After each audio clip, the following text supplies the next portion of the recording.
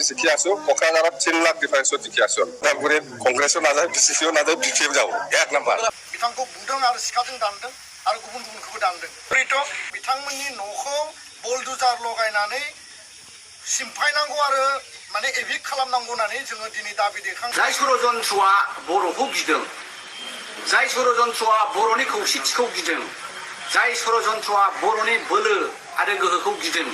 जाय षড়यन्त्रआ बर'नि इयुनखौ नुनानै गिदों जे सानसे समाव बे आसामाव सारा नर्थ इस्टआवनो बर'आ मोनसे बोलोगोरा हारि गेरेमसा रायजो जागोन बेखौ गिदों बै षড়यन्त्रआनो नैबे फर्मुलाखौ खालामदों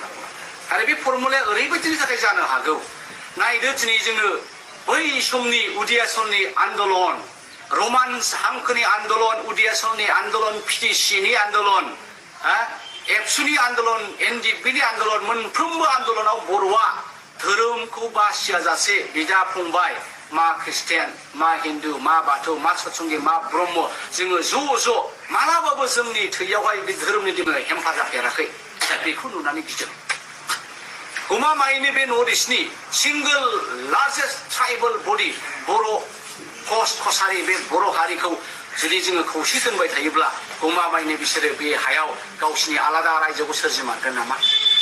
बिसिनि 9 सिडुलाव हाबनाय बर' रावा सारा नर्थ इस्टआवनो गाग्लोबजोबगोन नामा जोंनि लाइमोनफ्रा हिनजावसाफ्रा दिनै इन्टारनेशनेल लेभेलसिम स्पर्ट्सआव सहैबाय जोंनि बर' गथ'फ्रा मोनफ्रोमबो बिथिङाव आखा फाखा जाबाय लिरनायाव फरायनायाव मा इउपिएससि मा एसएस गासिबो एग्जामफोरखौ जोङो क्रेक खालामनो हाबाय दा बेखौ नुनानै गिदों नामा दा बैबायदि दुष्ट चक्र बे षড়यन्त्र बे पलिसियासो बर'खौ बोरैहाय जुरुला खालामनो हागोन बर'खौ बोरैहाय लोरबां खालामनो हागोन नैबे बर' ख्रिस्टान जानायफोरखौ जायफ्रा माइनरिटि स्टेटासखौ मोनबाय बिसोरनो एसटि होआ होननानै बुंदों खारन बे गमामायैनो जायोब्ला बर'आ थुब्ला गावबाय आरो बर'नि जि गोहोजों जोङो खौसे हज्रियोमोन अख्रां गावस्राजासे बै जोंनि दुसुमोन जोंनि हारिनि हेंथायै जायफ्रा जोंखौ सैया बिसोरनि खोमाया माने खोमा रिंनानै खोमायानो गावोमोन दा बे बिथांमोननि साननाय हनायनि बे मोनसे फाव दा बेखायनो जोंनि बर'फ्रा बावहाय बयबो खौसे जानांगोन जे बेखौ मालाबाबो जाहोन नाङा आरो जाबाय होनबाथाय बर'नि बे गोहोआ थेर बेथेर जाबाय आरो बर'नि भबिष्यत गेरेमसा बर' हारि दानो होननाय बर'फा उपेन्द्रनाथ ब्रह्मनि सिमाङाबो थेर बेथेर जागोन जि मोनसे जाथाय गिबि बाथ्राया जाहैबाय जे 3 तारिख मोनायाव जि जिनाहारि जानाय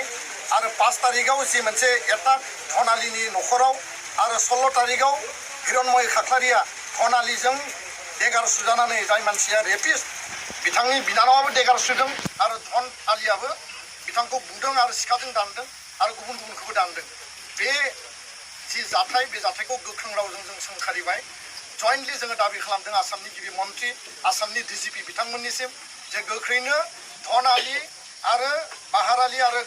बाकी रहमान आली लोगोसे पारमिना आरो शेखर आली बिथांमोनखौ दिनै एरेस्ट खालामनाय जादोंब्लाबो मेयार एरेस्ट खालामनायजों जोङो मालाबाबो गोजोनाखै आरो बेनो जोबथा नङा दा बेखायनो जोंनि दाबिया जाबाय गोख्रोंनिफ्राय गोख्रोंसिन साजा होनांगौ बिथांमोनखौ फासि होनांगौ आरो जोङो स्ट्रंलि बुंदों जे धन आलीनि जि न'खर दङ न'खर नाङैनो रेप खालामनायावबो बिथांमोना जरित मानसि बुथारनायावबो जरित बिथांमोननि न'खौ बुलडुजार लगायनानै सिमफायनांगौ आरो माने एभिक्ट खालामनांगौ होननानै जोङो दिनै दाबि दैखांदों बिनि थाखाय फैबाय थानाय समाव आरसु एबसु आरो जेसेबां जातीय संगठनफोर दङ बर'नि बयबो लोगो नांनानै दुधनै टाउनाव जोङो मोनसे